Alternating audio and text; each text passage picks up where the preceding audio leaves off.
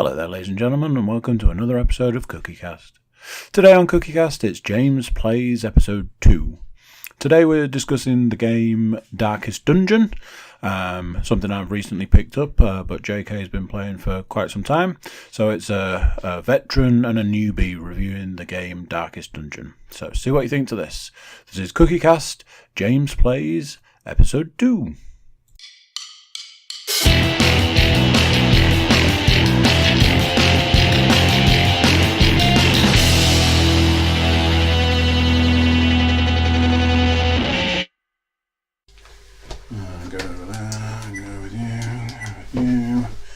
Go with you. I got this new setup for coding and stuff. Sweet. Right, I'm now gonna clatter through trying to. And that Gunny Highway. Oh, here we go. Look at this. Be proud. Look at this. Boom! Straight in there. Straight in. Station. Right. There we go. It's like looking out at the world, isn't it? Yeah, it's kind of cool. Sometimes it's a bit. Right, podcast time. Let's do this. Yay! Get one of them. Why not? What's up? It's Cookiecast presents James Plays. Yay! Will this one be 2? Yeah. Because the other one was 1A. Yeah. But So this is now 2. So this is 2. It is. So now we're up to date. No surprises. I'm here. JK's here to lay the smack down all over your faces. Yeah. The Dungeon Smackdown. Dungeon Smackdown. Not the wrestling Smackdown. James Plays, isn't it? Yeah. No wrestling. So, this is... It's like a special because we're talking about one game. Well, you see, there's a couple of reasons why.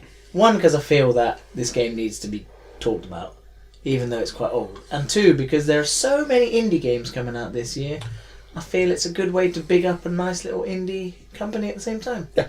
And just to show what perfection is. Oh, this is how it's done. Because for me it's perfection. It is. But we'll get to that. So, let's set the scene. I think it was the last podcast. We'd spoken about a game that you mentioned to me. Yeah. We had a conversation about it. And then, it could have even been the same day. I went on to Amazon, and I like do, you know when you do like a basket cleanup, you put stuff in your basket to save for later sort of stuff. Yeah. And then it just sits there. I was cleaning my basket up, and I was like, whoa, what's this? Darkest Dungeon?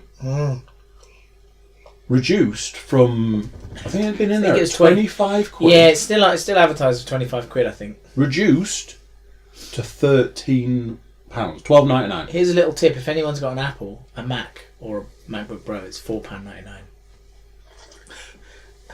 So I was like, whoa.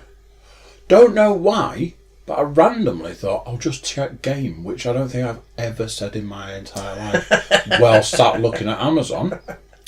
Game should be £18, £12.99. It's like, nice. Well, that's unusual. Yeah. Did a few clicky button clicks. Next thing, your order is ready for collection. This was at night. It was ready for collection first thing in the morning. From game. It's like, okay, that's cool. Yeah. So I sent Leon off because she was going shopping the next morning. So she went Convenient. off. Came back. She was like, here you go. I was like, whoa. This sticker on the front says $13.99. That is not the situation. She was like, no, but because you reserved it and it went through like the ordering system, the guy put it through at $12.99. There's the receipt. So I took a picture of said game, said receipt, sent them to you. Check this out. You were like, yeah, boy. Yeah, man. And you got the special edition as well. Super duper edition. Yeah, What's special it edition. It is called the Ancestors edition, is it? Yeah, something like that. So the Ancestors edition has got the original game. It's got the Shield Breaker character. Yep. It's got the Crimson Court DLC. I think that's it. It hasn't got the Mouth of Madness. No, Colour of Madness. Colour of Madness. Yeah, the Colour of Madness is only just got on consoles. Came out October last year. So quite recent. So it's still pretty new. And it's, I'll come to that. But you were saying as a game, this game's been around for ages. Yeah, but so it's still developing content. Yeah, so basically the game came out. It's developed by Red Hook Studios, who are an indie gamer company, and it was kickstarted, the game, which is cool. Big up to Kickstarter. Which is on one of the first screens. Yeah, when on you the load title game. screen. It actually says Kickstarter, and I was like, I never realised it was a Kickstarter. Yeah, it's good going for being a Kickstarter. It's awesome going. So it was out 2016, and that's pretty much when I first played it because I saw it advertised on the MacBook, and I was like, this is kind of cool, and it looked perfectly designed for a MacBook because the graphics are like they're really cool, but they're not high spec. So it looks like a comic book. They're really well done, but they're very like that. Yeah, like you say, the comic book style. Yeah. It's 2D, but with like the movement and stuff that the characters do, you really feel like it's not that it's 3D, but immersive in a sense. Yeah, it's immersive. It's weird because the animation. Bizarre. Yeah, the animations are really like, oh, that's cool, and it's very Lovecraftian. The monsters are very Lovecraftian, so that appeals. But what's unique about this game is that unlike most dungeon simulators, where I'm sure you've played loads, like Diablo. Yeah, Diablo, Baldur's Gate, that's one that springs to mind. Dungeon Keeper. Yep. They're good games in their own right. But this pits you against not just monsters, but stress. So as you go into the dungeon, while you're wandering around, every time you take damage or you fight a monster or you run out of food or your torch gets too low, your characters take stress.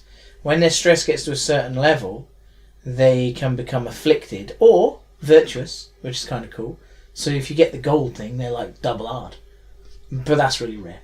They generally become afflicted, in which they're like masochistic, they're selfish, is the one they're that keeps getting me. hopeless. There's loads in there, and that just all that does is makes your entire time in the dungeon harder because that person, every time they say something, it stresses the other players out. So stress goes up quicker. So the trick is to try to kill as many monsters as quickly as you can to keep your stress levels down. Because as you kill things, your stress level decreases.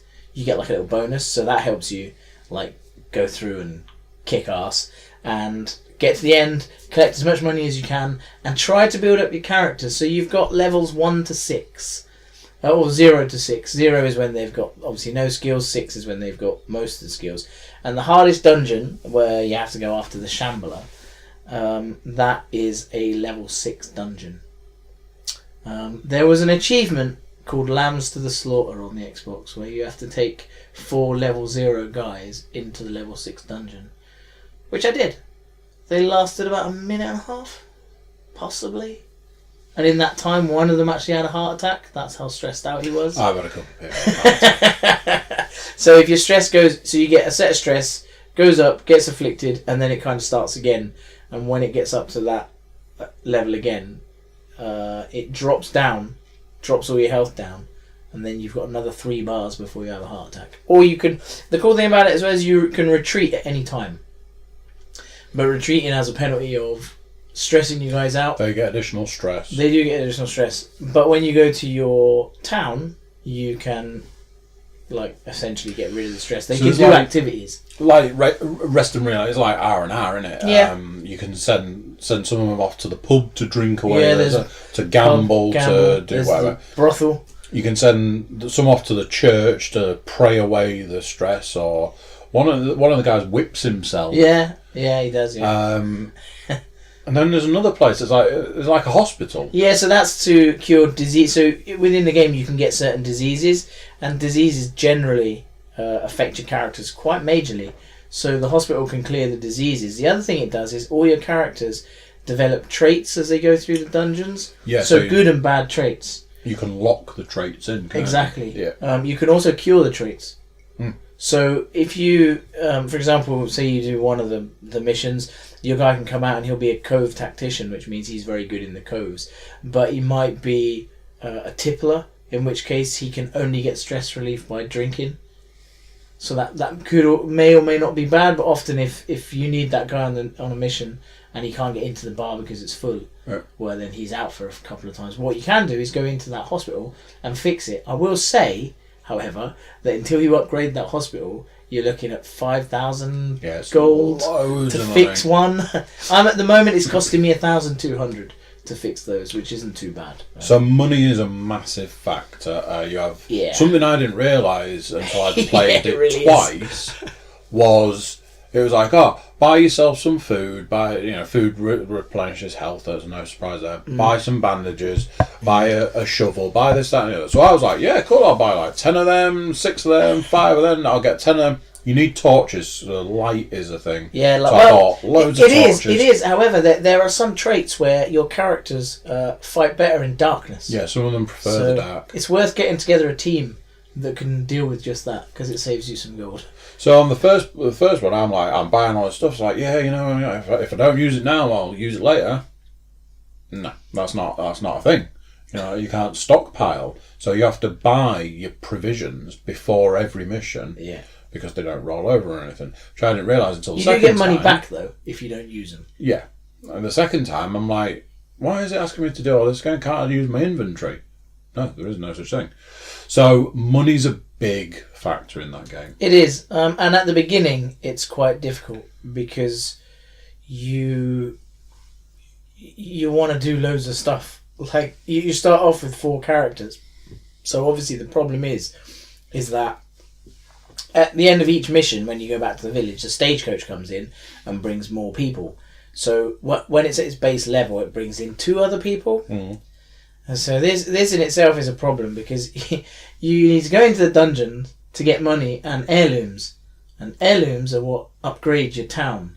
So all of you can upgrade the guild, the hunter's tent, the bar, the carriage where the people come in. The blacksmith. So, the blacksmith. What else is there? There's the church. Obviously, you can upgrade, and there's the nomad wagon. So it's a woman that sells trinkets and stuff. So that's kind of cool. So one of the things you want to upgrade first probably is the carriage, because you can have a bigger roster of people in your village, and you can have more people come in the carriage. So what you can do is start sending in some low-level scum to just clear dungeons on the short missions, because the problem at the very beginning, when you've got your 4 characters, you need 4 to do a dungeon. So they go in, they kill a load of people, maybe you win, maybe you don't. If you win, great, but your guys are going to be stressed when they come out. Yeah. So you're not going to want to take them straight back into the dungeon. Problem you've got now is you've only got 2 new people that have arrived. So what do? Do you send in 2 people that are already stressed? And that's quite hard. Those first couple of weeks in the village are the toughest. If you can get past that, then it's fairly plain sailing after that, more or less. So you're a veteran of the game, and you've added a load of the DLCs. I'm new to the game, so it gives this various contrasts. So my experience of it was, I got it. The conversation we had was, you were like, "Oh, it's super hard," and I was like, "Well, is there an easy?" And you were like, "Well, yeah." I didn't realise it was an easy. I'll play on easy. So I got it thinking it'll be easy. It's not easy. Something that it doesn't do well. It goes, you've started this game, we're going to explain it to you. So this is this, and this is that, and this is the other. You go, okay. I find like information at the beginning of a game is a lot of information that's quite hard to take in. I would like it to go, here's your information again. Do you still want this information? And one of those switching the tutorial on or off. Sort of thing. Yeah. So there was a lot of information at the beginning, and then it's like, here you go and play the game. And I'm like, cool. It's doing what it told me to do. And I came back, and I was like, right, I'm ready to do it again. So what do I do? And it was like, no, we told you what to do. Now it's up to you. And I'm like, okay. Do I want to do this mission or this mission? Nothing tells you. Do I want to go here or there? Nothing tells you. Do I want this guy or that guy? Nobody tells you. So it's like, all right, well... Yeah, it's very much trial and error. Let's go with the trial and error approach. It is very much. So I had these 2 characters. I had one of the guys I started with right at the very beginning, and he was, the guy that's got the pistol? Yeah, the highwayman. Yeah. And he does a really cool attack, which is he will shoot 3 people at once. And it's usually quite successful. So I was like, he's cool. See, I've had a really bad experience with that move. never works for me. I started upgrading him. I'm like, yeah, cool. Then somebody was in the hospital. Somebody was doing this, and then I got this other person who looked like he was all like he looked a bit like a mutant, and I'm like, okay, well, we'll take you and we'll see what your power is. One of the things you could do is you press on him, and he had he had all these squares of all these powers, and none of them were lit up, and it just had one, which was transform. The abomination. So I'm like, well, I'll do that then. So I click transform. Next thing, he turns into like a massive werewolf. Like he breaks chains and turns into this massive werewolf thing, and I'm like, well, that's cool. And then that seemed to unlock all of his abilities, which are all really cool. Yeah, he's a really cool character. This guy's awesome. So I got my guy with a gun, got my werewolf kind of guy, got a woman who can heal, and I'm like, this team's working. So I'm playing along, not really understanding, didn't know what mission to do, because it's just like, it doesn't give you a lot of information. So I'm like, well, I'll go in here and I'll do this one, and I'm going along. And then I got so far, and I was like, yeah, okay, this guy's doing better, that guy's doing better, getting through the dungeons. And then Lan came and she was like, oh, playing the new game. I'm like, yeah. Like, look at this guy, he can turn into a werewolf. So my highwayman got killed. Oops. Now, I'd had him from the start. He was like my guy. He was like my boy. Yeah, you do invest in your peeps, I have to say. I was really invested. And then he died. And I'm like, no! I can't believe he's dead. No! Oh, motherfucker! So then 2, bit sections later, the werewolf died. And I was like, fuck! Not him! No! Shit! So I turned, and I'm like, and Leon's like, I can't believe you're that invested in these characters.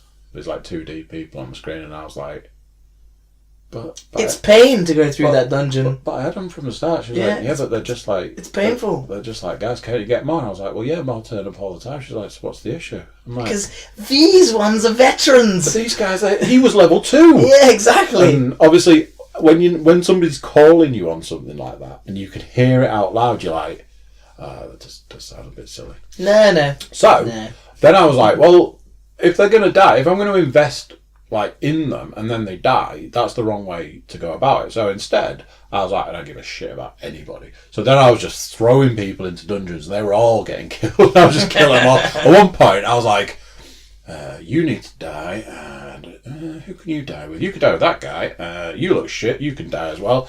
I was just like, right, send him in. Oh, look, he's dead, and that one's gone crazy, and that one's got nothing to do, and because they are. The teams have to be in certain orders. You've got so they've all got different skill sets, and each one's got you've got positions 1 to 4. So some characters are better in position 1 than they are in position 4. The problem this brings another little problem when it comes to tactics. So say you've got in your team of 4, the 2 guys at the front are excellent in position 1 and 2, and the 2 guys at the back are really good in position 3 and 4. That's really good until 2 people die in your team. Or one of the enemies goes, oh, you're in your... and swaps you all around. Pushes the guys around. Well, the worst is if you get surprised, they all move around. Yeah. So you spend 4 turns moving them into position. Right. That's a real pain. And the other is, if you lose, say, the guy at the back or the guy at the front, it means you've now got positions 1 to 3. Mm-hmm. So the guy that died might have been the guy that's only good in position 4. So now he does nothing. His skills do nothing, because you just won't use any. So you pass. If you pass, you gain stress. And the thing about your werewolf as well is every time your werewolf turns into a werewolf, everybody gets stressed out. Which I didn't quite click until I spoke to you. You were like, yeah, but when he turns into the werewolf, they all get stressed. And I was like, oh, that's what's happening. I thought they were all getting boosted by him turning into a werewolf. If you want some fun, take 4 abominations into a dungeon. Because then as each one turns, the others get stressed, but then when they reform, they gain, they chill out. But the cool thing is that when they're injured, when they turn into the wolf, they heal. So you can get so for short dungeons, abominations are really good because you can just go in with 4 of them. They'll get super stressed out. but their damage is high and they heal themselves, so you don't need to take anyone else. So healing is a thing. I said to you at one point I'd taken 4 characters in and they were all healers. Yeah, that's a mistake. I was like, okay, here we are. So each character can heal to get their health up to max, but nobody can attack for shit. So I was in a dungeon for like 3 hours because I'm like, I'm going to poke you with this pin and you're going to take almost no damage, but any damage you do to me I can heal in my next turn. And then I had one woman who could heal everybody, so she was healing the whole team. And then one would heal like specific ones, so when one dropped further than the other, but nobody could attack for shit. So I'm like, but you were saying about retreat. Yeah. So retreat, you can retreat from a fight and you can retreat from the dungeon. The reason my werewolf died was I attempted to retreat from a fight and it wouldn't let me. Yeah, it doesn't always. Yeah, it doesn't always let you. And I was like, yeah. Yeah. It's the game is designed to punish you. Really, so stress you out. But that's what makes it really good. It's the core of the game is flawless. You invest in your people, you build them up, you choose your dungeons, you choose your tactics, you decide whether you want to take provisions or not. If you want to get loads of loot, see, it's always a catch-22. If you want loads of loot, right, because you probably might not have tested this yet. So you take anti-venom. You can take like holy water. There's loads of potions and stuff that I've not bothered with. Right, so like for example, the holy water gives you a boost, but if you keep it, when you go into the dungeon, for example, say you go into the ruins, when you come up to the confession box, you can investigate it. But if you investigate it and then douse it in holy water, you get loads more loot, or you get like a massive reduction in stress or a massive boost in health. So you can do that. But the thing is that if you want to get all that loot, but you've got an inventory full of stuff that allows you to get all that loot, well, what do? So the mistake I often make is I go, right, I'm going to take this, this, and this because I know what gives me more loot. But then the problem is I end up with loads of equipment and I'm like, oh, I don't want to use that because if I see this box of stuff, I know I need that piece of equipment. Then I end up like, oh, what do I do? So what I've learned is certain dungeons give you better things for the loot you take. So if you take holy water, that you should use that in the ruins because most of the things in there require holy water. If you go to the warrens, then you should take the little bowl of like herbs because most of the things there need cleaning with herbs. And that's how you get your loot. And you should always take a key, and you should always take 3 or 4 shovels. Because the shovels can be used for loads of things. The shovel was the one that I learned quite quickly. So it was you get up to these like massive like piles of like sometimes just like rubble, bones and rubble and whatever, stuff. yeah. So you get up to it and it's like, do you want to clear it? So it's like, well, yeah, it's in the way. I can't do anything else. So you clear it, and then all of your party takes damage. Yeah, you take damage, you take stress, and your fucking torchlight goes down. So I was like, okay, that's not good because the last time I did that didn't happen. What was different? Realised that the middle option, which didn't have the second time, was use your shovel. If you use your shovel, it uses the shovel. The shovel's gone, but it clears it for free essentially. Yeah. So I learned to make sure that I had at least a shovel to give me that one chance to. Well, I would always make 3 or 4 shovels if you got the money because you can use them to dig graves for loot. If you go to the cove and you get barnacle encrusted chests, you can use them to hold the chest open, so you get a lot more loot. There's loads of things. I'll send you a list of things because there's in all of those places you can use some of that stuff that you buy from the shop to give you better loot chances, and all of that, and plus all those items do boost your characters. Like the antivenom obviously stops you getting poisoned, the bandages stop you getting bleed. But like with the bandages, for example, you can use them on piles of bones, and it says you've used the bandages to protect your hands from getting cut. So you find loads more gold, and you can find like secret stashes and stuff. So that's also another little. But the game never tells you that. It wants you to figure that out for yourself.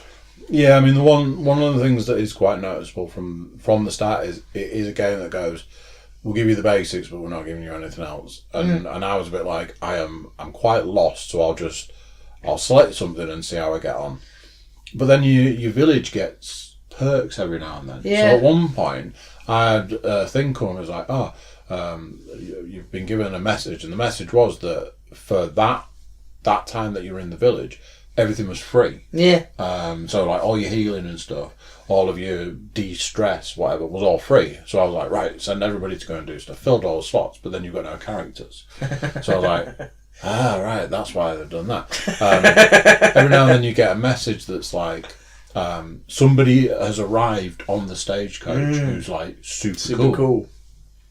I got a woman quite early on, and she was the one with the book and the mace thing. Yeah, the Vesta holder. So she's the healer. She was a healer, but she was like level 2 because I was like a low level. So she was like super cool at that point in time. So I was like, oh, I've not had a character like this and that sort of stuff. There's you get loads of. There are some really good perks actually. Well, like I say, there's the one for the necromancer that comes along, and you can pick somebody from your graveyard. So if you've like a high level guy's died, you can kind of bring that guy back to life and add him back to your roster. That's cool. There is, but you get all the free stuff. There are some special missions that crop up. There is characters that turn up. There's reductions in trinkets. There's reductions in disease curing. There's all sorts of interest. It's that stuff never change. That's the cool thing about it is I've rarely seen the same thing twice, or if I have, it's like been really poignant for that point of where I'm playing.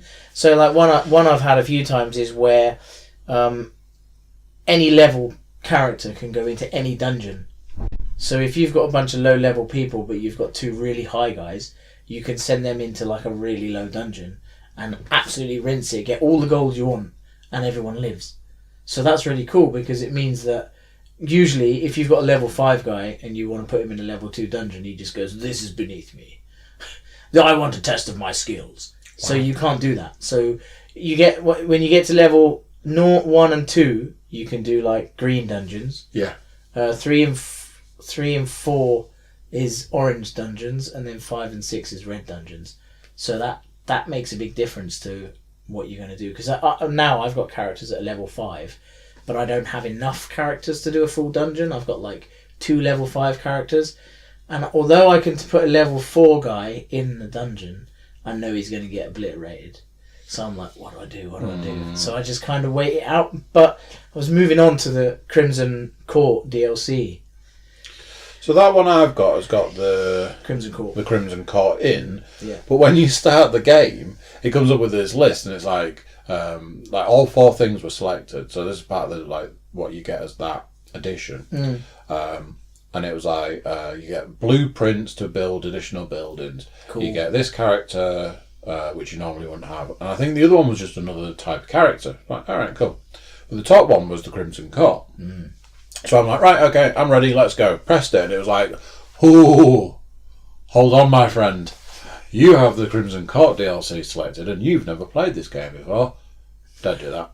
I'm like, And it's like, we recommend this for veteran players because it makes the game loads harder. I'm like, it does and it doesn't. Okay. The thing with the Crimson Court is it's like the game. Like at the beginning, it's really difficult, but once you get into it, it just becomes like it's almost like you develop a routine. I'm going to have to do this dungeon first, then I can build up to do that dungeon. I'm going to send a couple of guys in the Crimson Court. So I know for a fact that when you go in the Crimson Court and you play that, you get the Crimson Curse, which is basically turns your guys into vampires. So they need blood all the time. And it can have different results on different characters. So some of them it reduces their health points, some of them it doesn't. When you go into the dungeon, you have to take vials of blood with you because they can waste away. But the other thing is you can give them bloodlust. So if you give them bloodlust, they're like quite powerful. The only danger is they have a tendency to stab your mates. So when they're just like, I need blood now, and they'll just attack one of the guys in your team, which can be a downer. But it kind of makes it it makes it quirky, makes it fun. But what I developed was 4 people that I knew were going to get the Crimson Curse, and I sent them to do the Crimson Court DLC. So I've now got 4 people that are going after the Baron. And those maps are enormous. So they're designed to be done in stages. So you go into the map, right? You walk 10 yards, you fight some monsters, you go a bit further, you need a red key to go through the red gate. So the map is like sprawling. But what the cool thing is that you can leave that map at any time without getting a stress penalty. And when you go back to the map, it picks up from where you left off. Oh, okay. So I found a guide online which tells you how to get to the Baron, and because the first time I did it, I just wandered around on my own, and it took me weeks, and I never found the Baron. So this time I'm following the map, and I've been in there 6 times, and I've done 4 of 12 stages. So you get and there are there's the Baron, there's the Viscount, there's someone else. So there are 4 main bad guys, and there are various mini bosses in there, like the Crocodilian, nasty thing. There's a Shrieker, there's a Shambler, there's all sorts of nasties in there. But it's great fun, and the loot's really good. So you get some really cool loot, you get some really cool trinkets. So I mean, it's fun, but yeah, it's hard. Something that come up, at one point it said something about camping. Yeah. So there's ones where it goes, camping is part of this mission. Yeah, that's cool. We'll give you firewood. Yeah, you get that for free. For free. You don't have to worry about it. But then it went on to say how you use it. Yeah. Is you press something and you do this, that and the other. So I got so far and I was like, well, I don't know the deal with this camping thing, so I'll try and camp. Yeah. So I was just randomly in the middle of a dungeon, pressed what I thought it told me, and it was like, do you want to discard this item? Yeah, you just, because on the Xbox it's Y. No. So you just tap it, whereas if you hold it down, it discards it. So any of that. So when you want to use your shovel, for example, you just tap Y. Right. Or whatever it is on the Xbox. I guess a triangle on the PlayStation. Yeah. So that's what you probably held it down. So to camp, basically, if you're going to what does that do? Right. So if you're doing it's always medium and long dungeons. So say you go to your first boss. Nearly all bosses, certainly for the first few bosses, it's medium dungeon. The coolest thing about camping is you can revive your characters for stress and health. So what you want to do is go through the dungeon, fight as you would normally. When your scouts figure out where the boss is, it's it'll have a red square and a skull face on it, so you know that the boss is in there. So the room just before it, clear the room out, then press triangle to camp. And what it does is you can then, each of your characters have got a special set of camping skills. So the highwayman, he's got a set of bells that he lays out. If you cross that, then it stops you getting ambushed in the night. I'll be warned that if you don't have one of those characters early on, you will get ambushed, and all that hard work you've done at healing your characters will be wasted. So you need to take someone who's got one of those skills. But then the other things, they've got they can heal the wounds, so you can have the health up.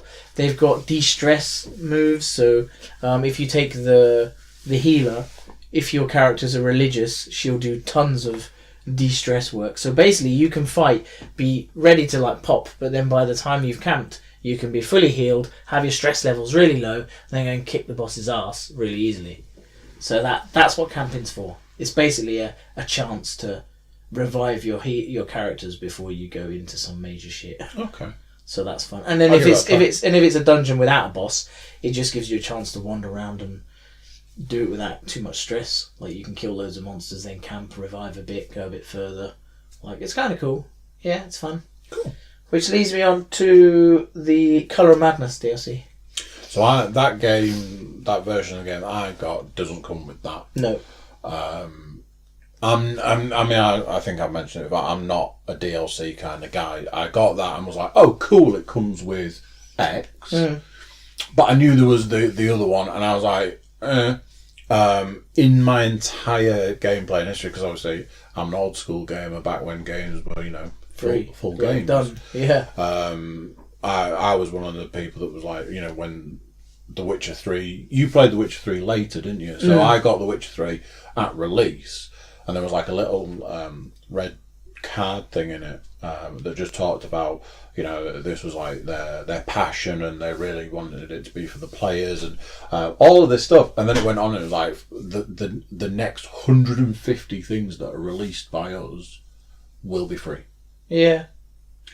Anything cool. After that will be considered to be DLC, and it wasn't. The Witcher 3 for me is a game that I consider that I got a lot out of it for not a lot of money, because I was able to trade, and this was one of those, just the most random thing. I was able to trade The Witcher 3 against The Witcher 3 Game of the Year edition. and I think it cost me £2. Yeah, I think I got it when it was bonkers on sale on Xbox last year, in fact, and it was something like £10 for all of it, which I thought was a bargain. As far as bargains are concerned, I mean, you know, that's in the 100 hours club and just Definitely. 100 hours of glorious gameplay. I own the DLCs, but me and The Witcher 3 have a strange history. So I looked at that. I looked at the Darkest Dungeon and was like, probably not rushing out to get any DLC anytime soon. The cool thing about it is the DLC is only £3. Yeah, It's something. It's £3.39 or something. It's some weird price, but it's less than a fiver. my entire DLC career, I can probably count on one hand, and of those, I paid for the special edition of Destiny.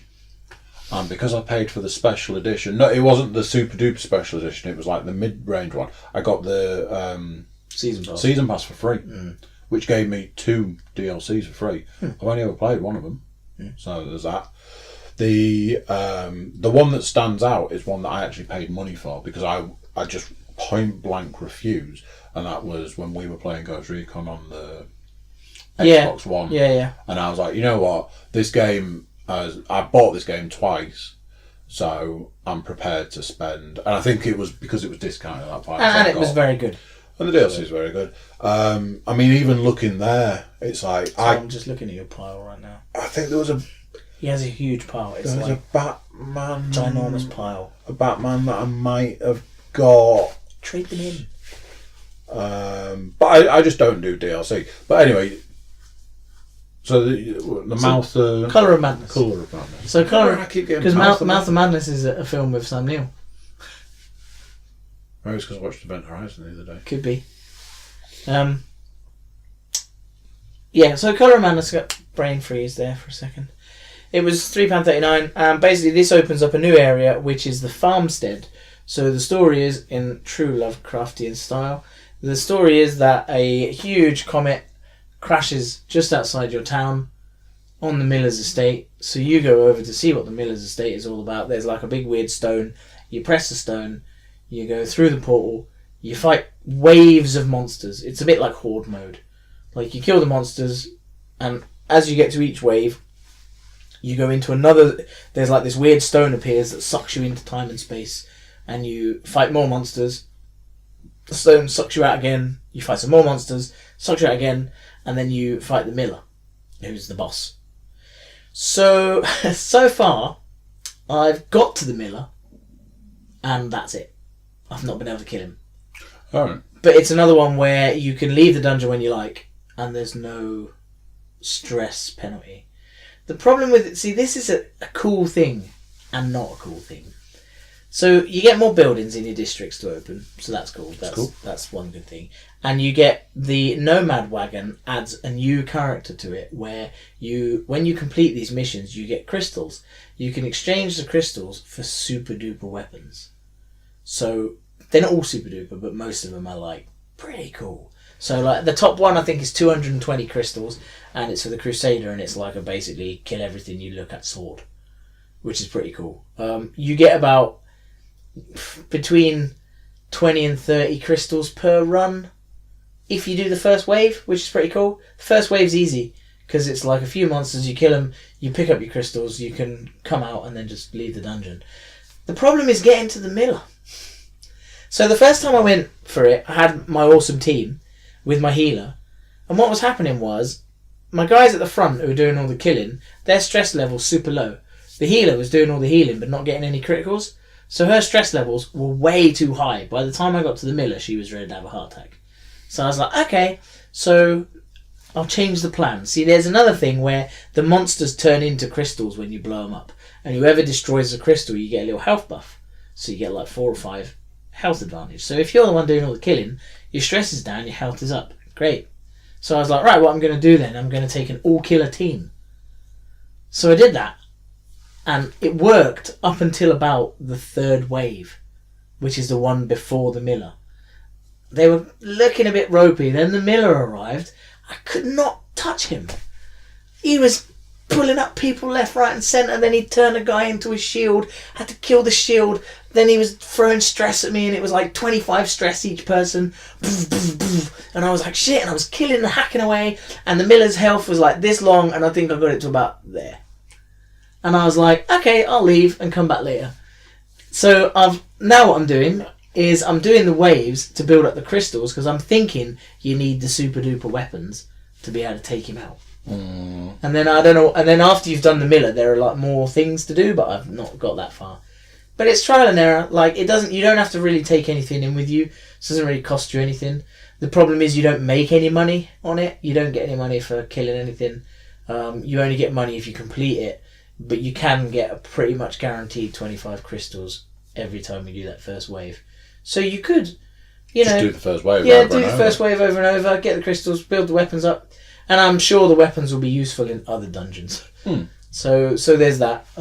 That's pretty much all I can say on that, because that's as far as I've got with it. So there you go. That for me wraps up. So that's Darkest Dungeon. All I want to say. Go out and buy it, people. Something that, well, that brings me to an interesting point. This is one of those.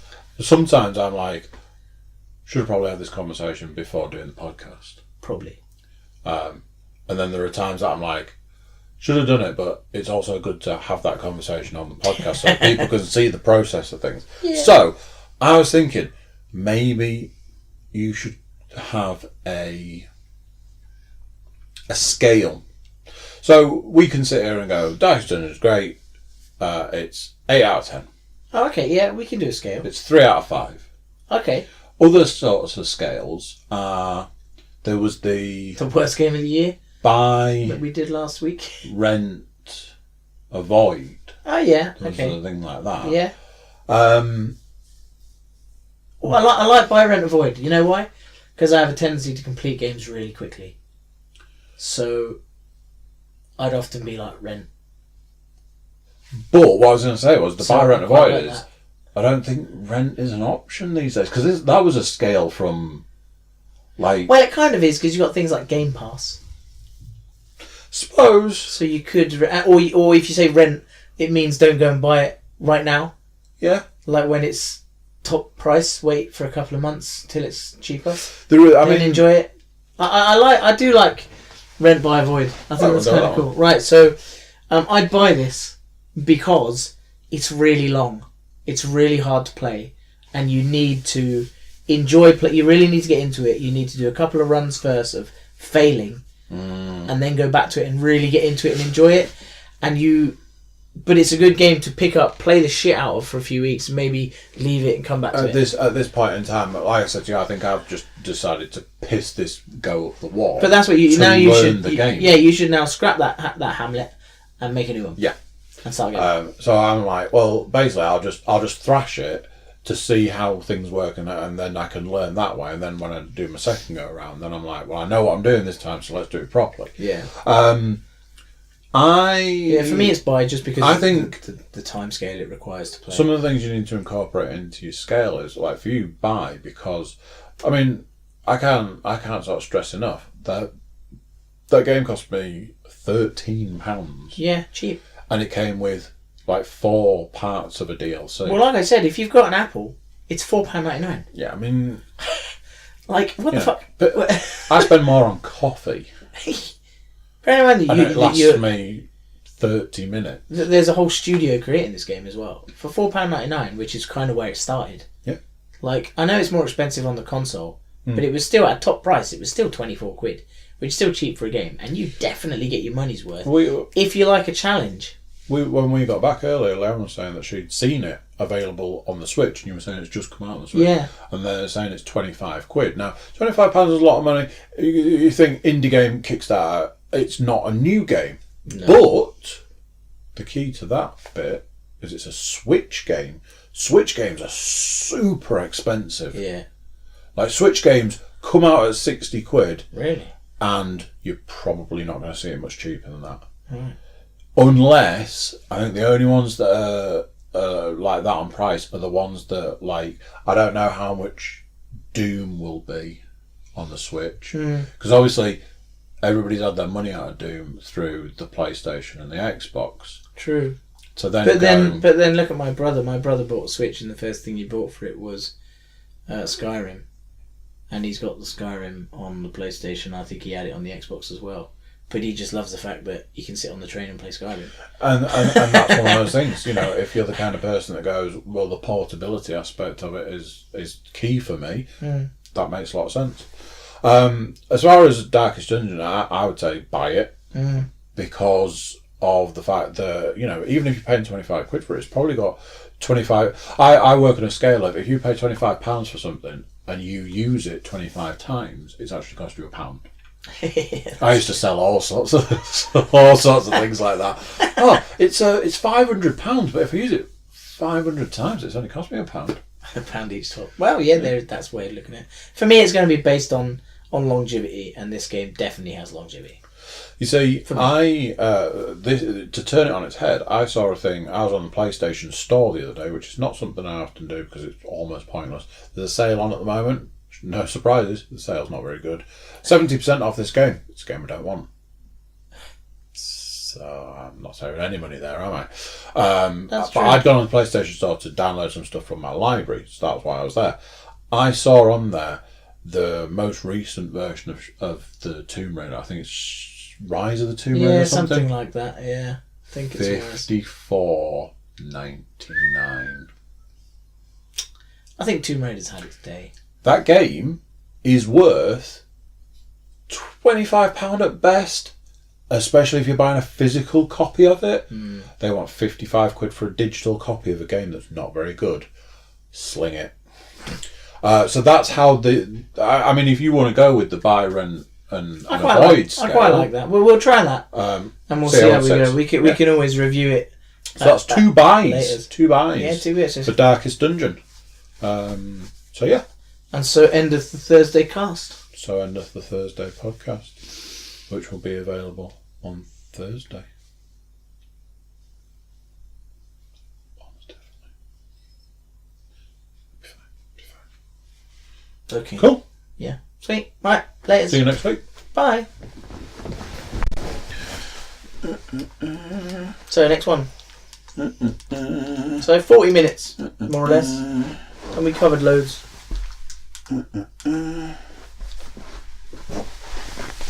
Pretty good. It's good timing, that. So there you go. What do you think to that? Darkest Dungeon, an indie game that I don't know, made it big, I suppose. Yeah, it's a cool game. Definitely check it out. For all you YouTube watchers, turn yourselves into YouTube subscribers and click for notifications so that you get to find out when we've got new videos available. Everybody should jump over to thecookiecast.com, throw us over some social media love, drop us a little email, check out what we've got on the website, and just generally say hello. So yeah. Check us out next time when we're talking about the current games that are coming out and what's coming in the future, what we're playing and all of that. So until next time, I'll say see you then. Bye.